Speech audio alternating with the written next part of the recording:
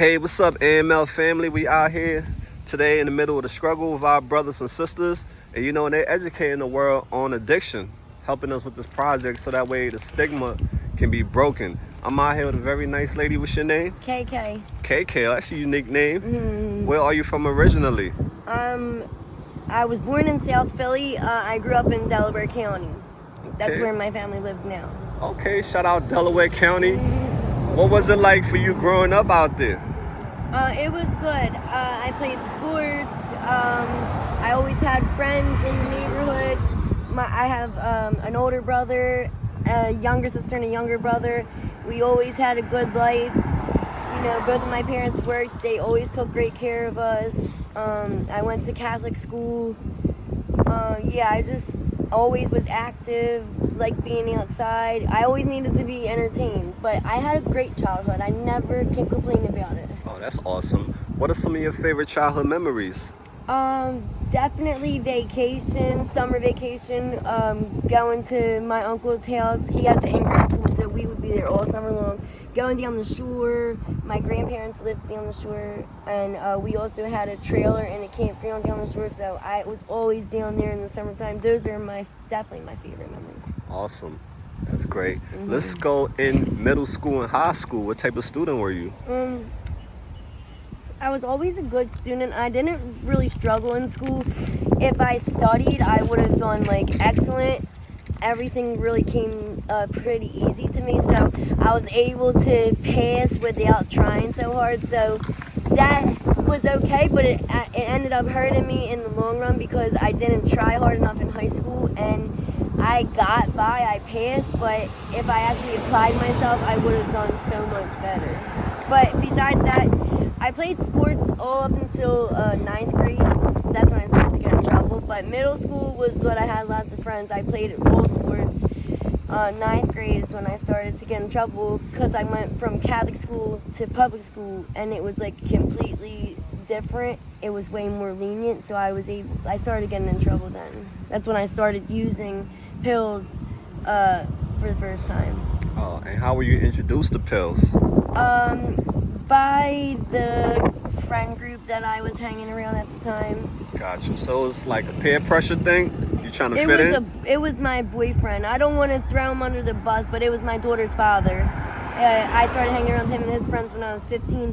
They had already been into pills and weed and alcohol, and he actually pressured me into taking my first pill for the first time, which also happened to be, it was New Year's Eve when I was 15. I had just visited my cousin who was in rehab for Xanax that day, and I came in from visiting her, and he literally begged me to take Xanax. And I gave in, and I've been struggling with addiction ever since. Wow, I'm so sorry that happened to you. It's okay. Now we're out here in a very, drug-infested environment. What drugs are you currently struggling with? Fentanyl and cocaine. So with those two habits, how were you introduced to it? Well, the fentanyl comes from opiates, which I started doing perks when I was 16. I dabbled with them, and then I had my daughter when I was 17. After I gave birth to her, then they gave me the perks in the hospital. Ever since then, I've been hooked ever since. And then perks led to heroin led to fentanyl. And then cocaine, I got introduced to that before I even did heroin, but the coke ended up leading to the heroin also. Got you. From my experience.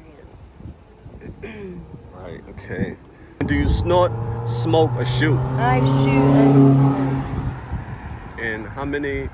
And how much will you say you spend every day on your habits? God bless you, brother. I'll take one. That's love. We always need these. Thank you, brother. All right. I try. Thank you, brother. I try not to count what I spend because it will drive me crazy. But even though I have a habit and I'm out here, my habit isn't as bad as it was before or as it could be. But I'll probably say I spend about, I don't know, let's say $60 to $80 a day. Average, I right? never really counted it up. I Right. should do that, but no more than that, no more than 80 in a day. Understood. I don't think I can spend that much. Got you. And what do you do for work?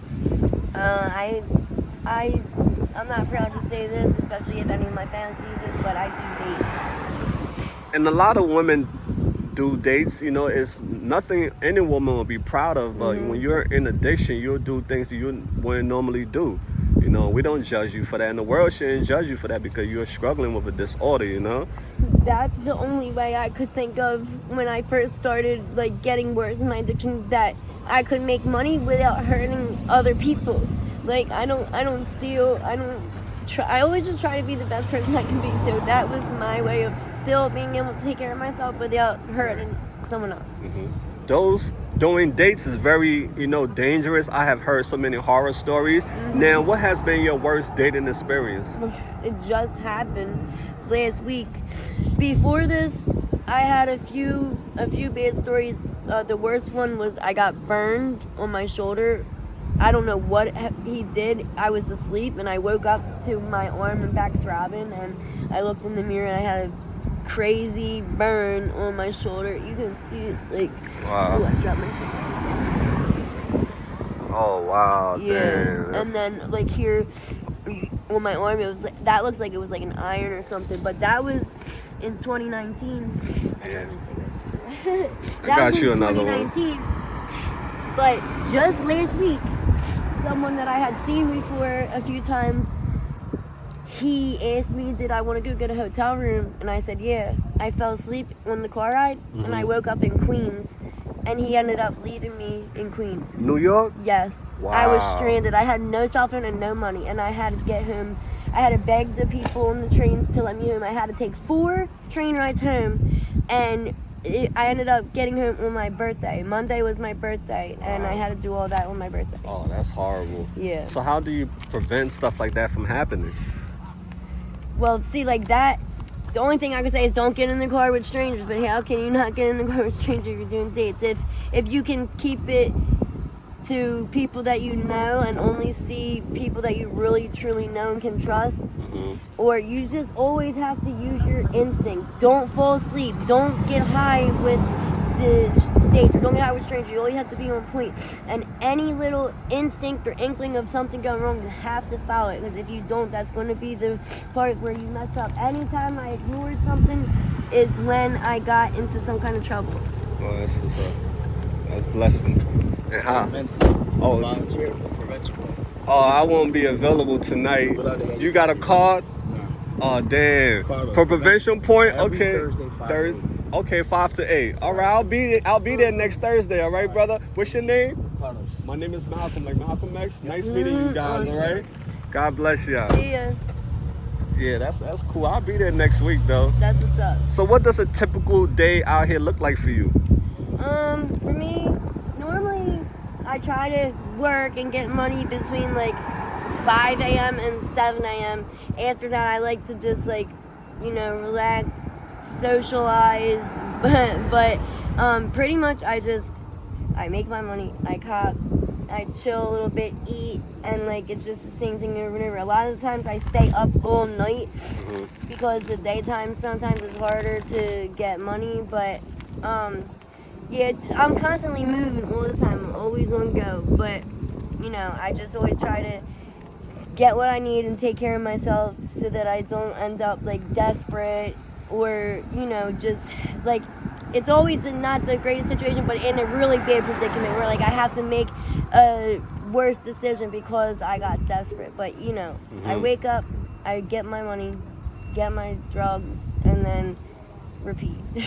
Cycle, right? Yeah, it's a vicious cycle. I always make sure I eat though, and I always try to make sure I buy myself clothes, still take care of myself, even though I'm in addiction. I don't spend every dollar on drugs, never. I always keep at least $5 for food, and I always make sure I treat myself. That's awesome.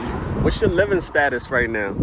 I am currently, I don't like to consider myself homeless because I can go home if I'm clean, but I'm currently homeless on the street, bouncing around.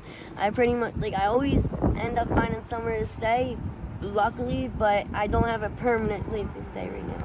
And your family situation, do you stay in touch with your family? Yes, not as so much as right now because my phone got stolen, but I just talked to my mom the other day, but she wishes I would call her every day. She wishes I wouldn't be out here, of course, but I do speak to them, and I should call more than I do, but if I had a phone, it would be different. But yeah, I need to work on getting that also, because it's not that I can't, I just have to be more disciplined with my money. Right. Got you. So, yeah, you know, you're a very strong woman, and I'm happy you're alive, because this is a very bad place to be in. Now, what are the do's and don'ts for those who want to come to Kensington? Don't. Unless you're coming out here to help. If you're coming out here to get high, don't. Because every person who comes from a different city or state, they get stuck out here. It's not like any other place. Like I don't want to glamorize it at all, because you get caught up in the atmosphere, the lifestyle, the availability. It will suck you in and keep you in. When I first came out here, I kept saying, all right, I'm just going to go get one more and then I'm going to go home. I said that, and before I knew it, a whole year went by. I was saying that same thing for a year straight, and I didn't even realize it. The time goes so quickly in this lifestyle, too. You don't even realize months go by. Your parents' and family's birthday go by. Your loved ones passed away, and you don't get to see them because you didn't realize how much time went past that you could have spent with them and you didn't. It sucks you in. Definitely does. What all have you lost due to your addiction? Everything. My daughter is living with her father in Georgia, not with me. Relationships, time that I could have spent. I had a cousin pass away in February. We were very close and we had a lot of similarities. I always would talk to her about my addiction and getting clean because she was a good support for me. And she passed away this February. I didn't even make it to her funeral, and I also missed out on time I could have had with her because I was out here. Right. This lifestyle definitely will suck you in and hold you hostage. It's like trees that grow roots into the ground. That's what the drugs does. It grow roots, and it's hard to pull yourself from it. Yeah. So let's get off topic and we done. Okay. What's your favorite color?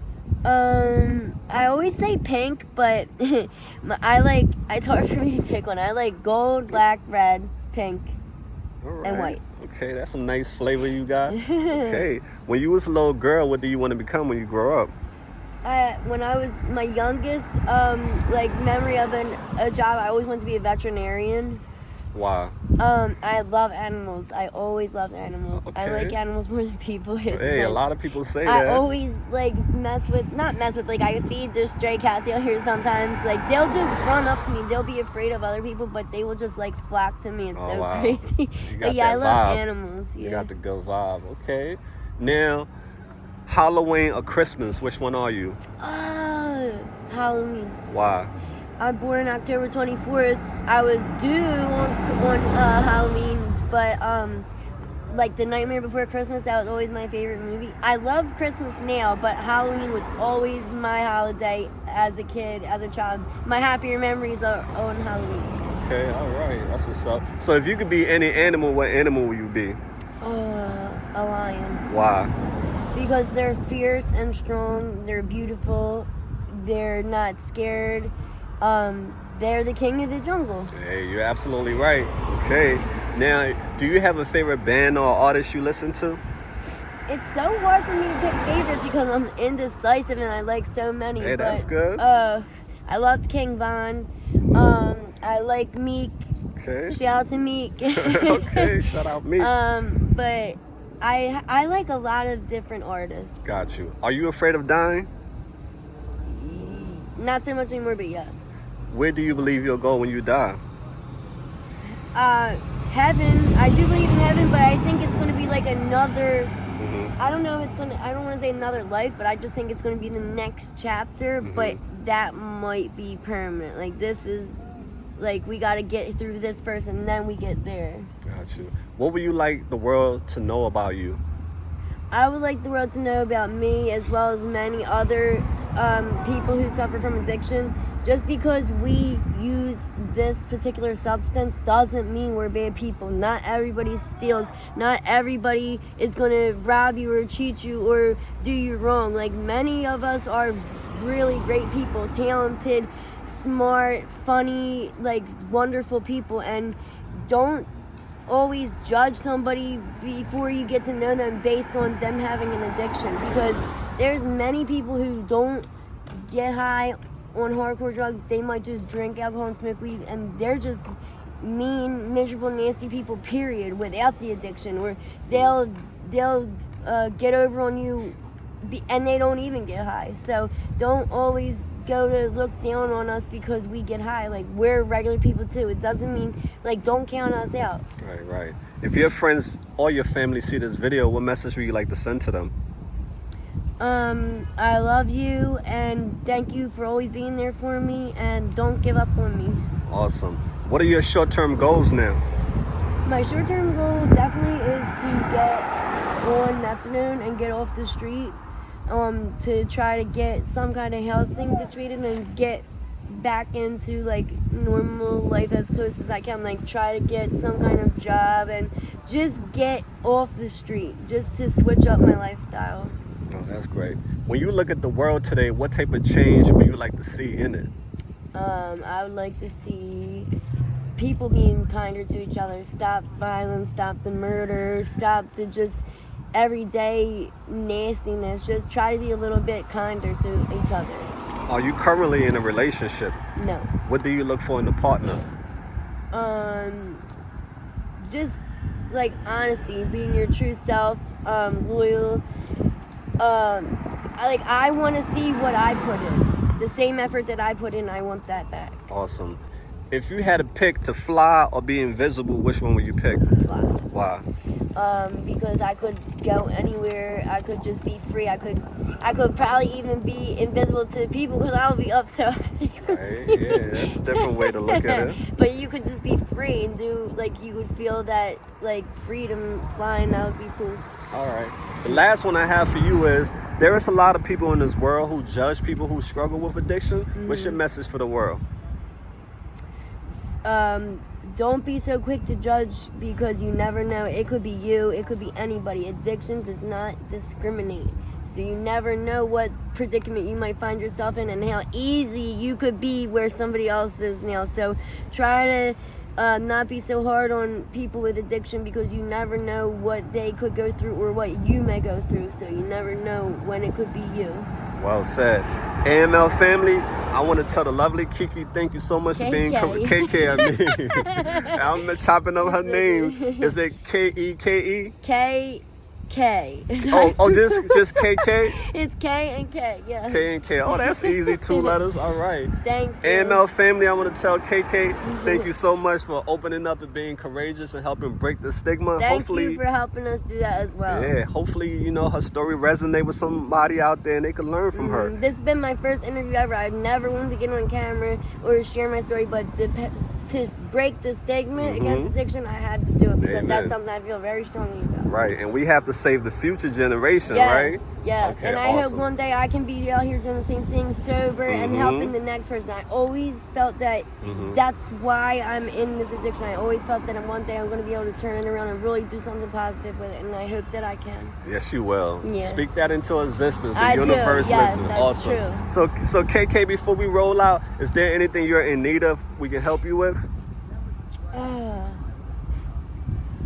I clothes. I don't know. I don't want to ask for clothes, but, like, everybody out here needs clothes, and anything anybody could give is just awesome to help. Not for me particularly, but anybody that, if you just have anything, clothes, food you think they might need, umbrellas, whatever, just anything is a blessing. Anything. Awesome. So AML family, you heard that from the lady herself. So guys, remember, don't be bitter, be better. Until next time, we out there. Peace out.